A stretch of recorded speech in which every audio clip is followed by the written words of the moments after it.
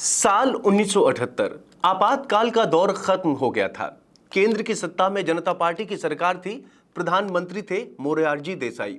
इसी साल दिल्ली के पालम एयरपोर्ट पर एक युवा ने अपने दोस्त के साथ मिलकर इंडियन एयरलाइंस के IC 410 विमान को हाईजैक कर लिया। प्लेन ने कोलकाता से उड़ान भरी थी और उसे दिल्ली उतरना था, लेकिन लैंड होने से पहले ही प्लेन हाईजैक हो गया। अपहरणकर्ता विमान को नेपाल या बांग्लादेश ले जाना चाहते थे, लेकिन पायलट ने जब ईंधन कम होने की बात की तो प्लेन को वाराणसी में उतरने पर सहमति बनी। अपहरणकर्ता की मांग थी कि पूर्व प्रधानमंत्री इंदिरा गांधी को तत्काल रिहा किया जाए। हाईजैक प्लेन जब तक वाराणसी पहुंचा, दिल्ली से लेकर लखनऊ तक सियासी गलियारों में हलचल मच गई। इमरजेंसी के बाद के हालात में इंदिरा गांधी की सत्ता चली गई थी। मोरारजी देसाई प्रधानमंत्री थे और गृह मंत्री चौधरी चरण सिंह थे। वहीं उत्तर प्रदेश में राम नरेश यादव मुख्यमंत्री थे।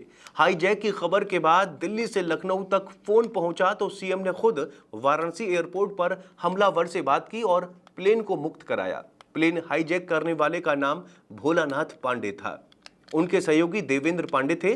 प्लेन में बंधक बनाए गए यात्रियों को मुक्त कराने के बाद पुलिस ने भोलानाथ पांडे को गिरफ्तार कर लिया। प्लेन हाईजैक के बाद भोलानाथ को कई महीने तक जेल में रहना पड़ा। इसके बाद 1980 में जब इंदिरा गांधी सत्ता में लौटी तो भोलानाथ की जेल से रिहाई हुई। जेल से रिहा होने के बाद कांग्रेस पार्टी ने उन्हें टिकट दिया और भोलानाथ विधायक बने। इंदिरा गांधी के समय से ही भोलानाथ गांधी परिवार के करीबी थे।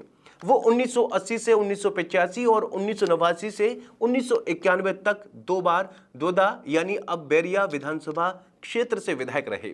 वहीं कांग्रेस के संगठन में भी कई महत्वपूर्ण पदों को संभाला। भोलानाथ पांडे बैरिया क्षेत्र के मुनि छपरा गांव के रहने वाले थे। इंटर कॉलेज बैरिया और दुबे छपरा से शुरुआती पढ़ाई के बाद उन्होंने BHU से स्नातक की पढ़ाई की और फिर हिंदी विषय में PhD की उपाधि प्राप्त की।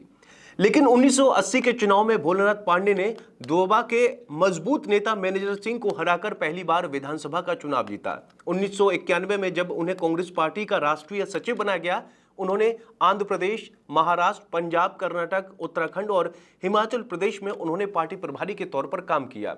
लेकिन ताज्जुब की बात यह है कि प्लेन हाईजैकिंग के वक्त भोलानाथ पांडे ने क्रिकेट गेंद को बम और खिलौने वाली नकली बंदूक को पिस्टल बताया था। इन्हीं नकली हथियारों के दम पर उन्होंने प्लेन को हाईजैक कर लिया। दरअसल पालम एयरपोर्ट पर फ्लाइट के लैंड होने से ठीक 15 मिनट पहले 15वीं कतार में कुछ हलचल हुई। भोलानाथ पांडे अपने दोस्त देवेंद्र पांडे के साथ अपनी सीट से उठे और कॉकपिट में जाकर पायलट को अपने कंट्रोल में कर लिया। प्लेन को हाईजैक करने के बाद दोनों ने ऐलान किया कि प्लेन दिल्ली नहीं बल्कि पटना जाएगी। इसके बाद उन्होंने घोषणा करते हुए कहा कि प्लेन को वाराणसी ले जाया जाएगा। फ्लाइट के कैप्टन MN भट्टीवाला ने एक इंटरव्यू में बताया था कि पांडे पहले विमान को नेपाल ले जाना चाहते थे, लेकिन उन्होंने मना कर दिया। इस बीच भोलानाथ पांडे ने माइक्रोफोन पर भाषण दिया और खुद को यूथ कांग्रेस का सदस्य बताया। उन्होंने कहा कि वो अहिंसा में विश्वास करते हैं और पैसेंजर्स को कोई नुकसान नहीं पहुंचाएंगे। मीडिया रिपोर्ट्स के मुताबिक किसी भी यात्री ने प्लेन हाईजैक को सीरियसली नहीं लिया। हालांकि भोलानाथ पांडे ने मांग रखी कि इंदिरा गांधी के बेटे संजय गांधी के खिलाफ सारे केस वापस लिए जाएं। जब भोलानाथ पांडे के हथियारों की जांच की गई तो पता चला कि जिसे वो बम बता रहे थे वो दरअसल एक क्रिकेट बॉल थी और जिसे वो पिस्टल बता रहे थे वो एक महज खिलौना था। विमान हाईजैक की घटना के बाद भोलानाथ पांडे दुनिया भर में चर्चित हो गए। बाद में एक इंटरव्यू में भोलानाथ पांडे ने कहा था कि विमान को हाईजैक करने का आइडिया केवल एक प्रोटेस्ट था, जिसका मकसद इंदिरा गांधी के लिए जनता पार्टी की सरकार पर दबाव बनाना था। तो दोस्तों, उम्मीद है जानकारी पसंद आई होगी। आपको वीडियो कैसी लगी कमेंट करके जरूर बताएं और चैनल को जरूर सब्सक्राइब करें।